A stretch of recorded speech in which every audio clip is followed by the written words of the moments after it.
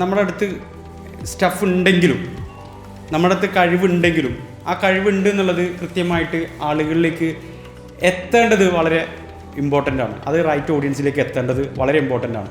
അപ്പോൾ ഈ ഒരു പേഴ്സണൽ ബ്രാൻഡിങ്ങിൻ്റെ ഇമ്പോർട്ടൻസിനെ കുറിച്ച് എന്താണ് പറയാനുള്ളത്?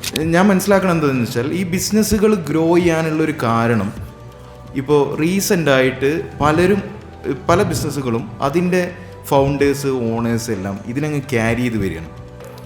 അഥവാ ഈ പെട്ടെന്ന് ഗ്രോ ചെയ്യുന്ന ബിസിനസ്സുകളൊക്കെ നോക്കിക്കഴിഞ്ഞാൽ അതിൻ്റെ കൂടെ അതിൻ്റെ ഫൗണ്ടറും കൂടെ ഒന്ന് പോപ്പുലറായിട്ട് വരുന്നുണ്ട്. ഇപ്പോൾ ഫോർ എക്സാമ്പിൾ ഒരു ഉദാഹരണം പറയുകയാണെങ്കിൽ ഇപ്പോൾ നമ്മൾ റിലയൻസ് എന്ന് പറഞ്ഞൊരു റിലയൻസ് കമ്പനീനേക്കാൾ നമുക്ക് വിശ്വാസം അംബാനീനെ ആയിരിക്കും. ഇപ്പോൾ റിലയൻസിൻ്റെ ഷെയർ അംബാനി വിറ്റ് ഒഴിവാക്കുക എന്ന് പറഞ്ഞാൽ ഈ റിലയൻസിൻ്റെ ഷെയറിൻ്റെ വാല്യൂ താഴോട്ട് പോകും. കാരണം എന്താ വെച്ചാൽ അംബാനീനെയാണ് എല്ലാവർക്കും വിശ്വാസം. അതേപോലെ അംബാനി ഇപ്പോൾ നാളെ പുതിയൊരു കമ്പനി തുടങ്ങുക എന്ന് പറഞ്ഞു കഴിഞ്ഞാൽ ആ കമ്പനിയുടെ ഷെയർ മേലേക്ക് പോകും. കാരണം അംബാനിയോടുള്ള ഒരു വിശ്വാസമാണത്. അപ്പോൾ ഞാൻ മനസ്സിലാക്കുന്നത് ഇനി ഇവിടുന്ന് അങ്ങോട്ട് ബിസിനസ് ക്യാരി ചെയ്യണമെങ്കിൽ ഒരു കാരിയർ മസ്റ്റാണ്. കാരിയർ ഇല്ലാത്ത ബിസിനസ്സുകളെല്ലാം ഫെയിലാവാനാണ് ഇവിടുന്ന് അങ്ങോട്ട് സാധ്യത. അപ്പോൾ ആ ഒരു കാരിയർ ആവണം ആ ബിസിനസ്സിൻ്റെ പേഴ്സണൽ ബ്രാൻഡ്.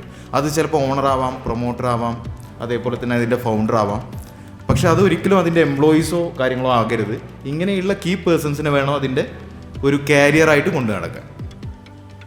അപ്പോൾ ഈ ഒരു ഷെബി ചോദ്യത്തിനോട് എനിക്ക് പേഴ്സണൽ ബ്രാൻഡിൻ്റെ ഇമ്പോർട്ടൻസ് പറയാനുള്ളത് ഇവിടെ നിന്ന് അങ്ങോട്ട് ബിസിനസ്സിൻ്റെ ഒരു രീതി മാറാൻ പോവുകയാണ്. അല്ലെങ്കിൽ ഓൾറെഡി മാറി ഒരു കാരിയർ കൊണ്ടുപോകുന്ന രീതിയിൽ അതിൻ്റെ ഫൗണ്ടറോ ഓണറോ കൊണ്ടുപോയാൽ മാത്രമേ ബിസിനസ് ഒരു അടുത്ത ലെവലിലേക്ക് പോകാൻ കഴിയുള്ളൂ.